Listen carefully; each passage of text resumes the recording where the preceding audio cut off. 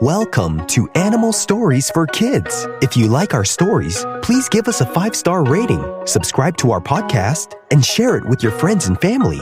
And now, it's time for our story.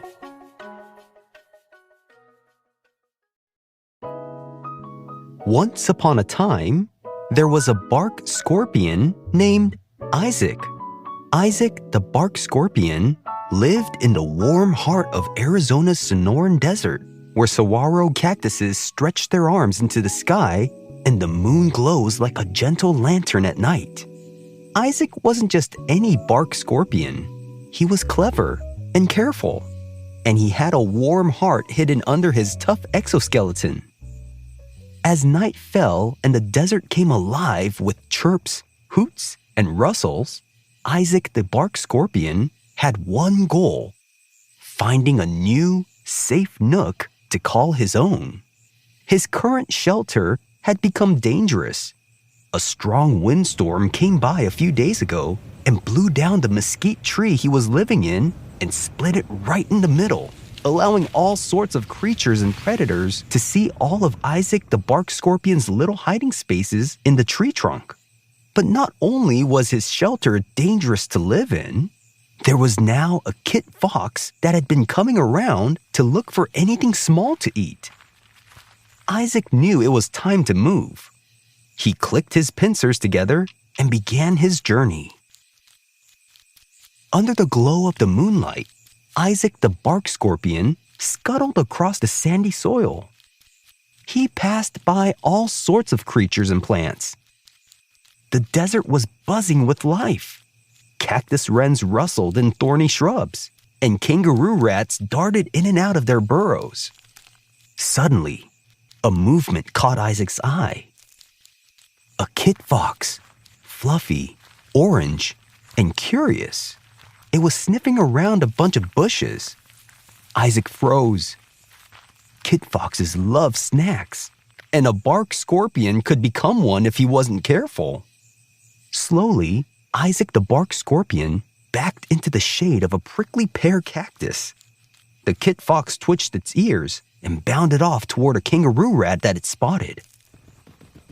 Isaac kept on going. He wasn't the biggest creature in the desert, nor was he the strongest, but he was clever, and most of all, he was determined to find the perfect spot for himself, even if it took all night to do that. No matter how long it took. After traveling through the desert for a while now, he finally found something.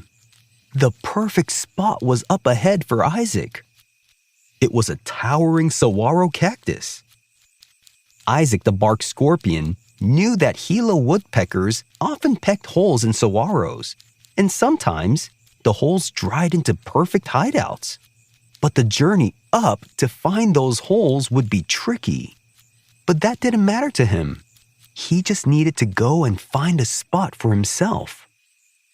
He carefully crawled onto the base, his tiny hooked claws helping him grip the tough green skin.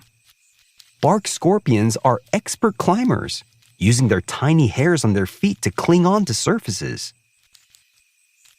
Higher and higher he climbed, balancing his 8 legs just right.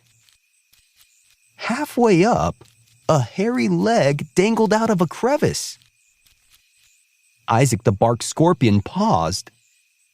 It was a tarantula, and it was sleeping. The tarantula slowly came out and looked at Isaac. It wasn't a mean tarantula. It was just curious, and it looked at Isaac with a slow blink and said, "Hey there, what you doing here in my cactus?" "Looking for a home," Isaac replied politely. "Okay, just don't come too close. I had a long night chasing moths and gnats," said the tarantula. Isaac said, "Understood." Isaac the bark scorpion walked carefully around the sleepy spider and then continued climbing. The stars sparkled overhead. and somewhere below, an owl hooted. Then, out of nowhere, a sudden gust of wind made the cactus sway gently. Isaac hunkered low and held tight. The desert wind was tricky, but Isaac the bark scorpion was determined. Finally, he reached a snug, hollowed-out hole high up in the cactus. Isaac poked his pincers inside. It was perfect. It was warm from taking in the sun all day. It was safe, and he could stay away from any predators for the night. And so, he waved one claw in the air in triumph and said, "I did it! I made it to the top!" He looked out into the desert from where he was, and he was able to see everything. He could even see a little bit of the mesquite tree that he came from. He was so happy that he was able to travel so far and stay safe the whole time. He then curled up in the nook and rested, feeling safe for the first time in many nights. The desert air was still and warm, and he could feel the warmth of the slow breeze through the cactus spines. Isaac the bark scorpion finally found some peace and safety, and he realized that life in the desert wasn't about being the biggest or the fastest. It was about knowing when to move, when to hide, and when to keep climbing. And sometimes it was all about finding your own little quiet space, high up in the cactus, where the stars wink at you from above. And from that night on, Isaac lived quietly among the stars and saguaros. And sometimes, when the moon lights the top of the saguaros just right, you could spot a happy little bark scorpion resting in the shade of a little nook, curled up in his new cozy little world.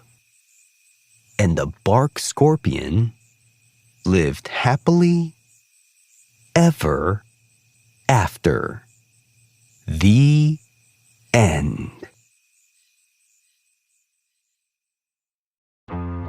The bark scorpion is more commonly known as the Arizona bark scorpion or Centruroides sculpturatus. Bark scorpions are arachnids.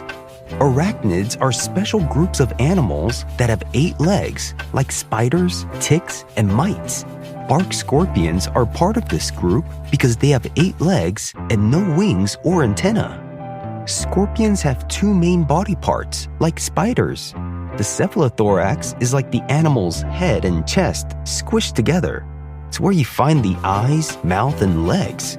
Think of it as the control center where a lot of the action happens. The abdomen is the back part of the body. It's like the animal's tummy or butt. It usually holds stuff like the stomach or helps with breathing. In spiders, it's where they make their silk for webs. In scorpions, it's where they have their long, bendy tail. Bark scorpion tails are made of 5 tiny segments that curve like a hook. At the very tip is a stinger that looks like a sharp little hook. The tail is the scorpion's secret weapon. The tail zips forward fast when the scorpion feels scared or wants to catch a meal. The stinger shoots a tiny drop of venom to stop its food from running away. Bark scorpions are careful, so they don't use their tails all the time. They only sting when they have to. If something is just bugging them a little, they try to run away first. But if danger comes close, the tail can sting in the blink of an eye. Bark scorpions can sting over its head and even upside down. Some animals, like owls and lizards, they try to eat scorpions, so that tail comes in handy. When scorpions are just walking around, the tail curls over its back like a question mark. Bark scorpions can be up to 3 inches long, and they're light brown or tan colored. Bark scorpions can be found in the Sonoran Desert in Arizona, in the US, and parts of California, New Mexico, Mexico, Central America, the Caribbean, in South America. There are about 80 different species of bark scorpions all around the world, and most of them are named scientifically by the location they're found in. Bark scorpions love hiding under tree bark, rocks, wood piles, and even inside houses. They can climb up walls and trees and even ceilings. They try to find places to hide to stay cool during the hot desert days. Bark scorpions are nocturnal. During the day, they sleep in the dark and cool spots. Bark scorpions sneak up on tiny bugs and catch them with their pincers and stingers. Bark scorpions love to eat crickets, roaches, beetles, spiders, and other insects. They grab their food with their pincers and sting it, and then they slurp it up like soup. Bark scorpions give birth to live babies, and they can have up to 30 tiny babies at one time. The baby scorpions ride on their mother's back until they grow a new outer shell. Then they go off on their own. Scorpions are usually solitary. Bark scorpions are the most venomous scorpions in North America.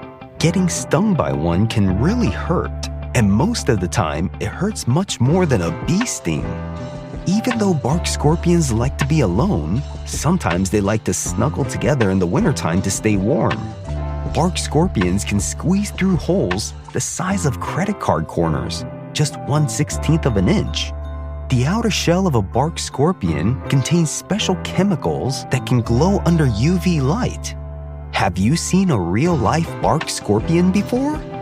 If you have, where did you see it? Thanks for listening to Animal Stories for Kids. If you like our stories, please give us a 5-star rating, subscribe to our podcast, and share it with your friends and family. Until next time, bye!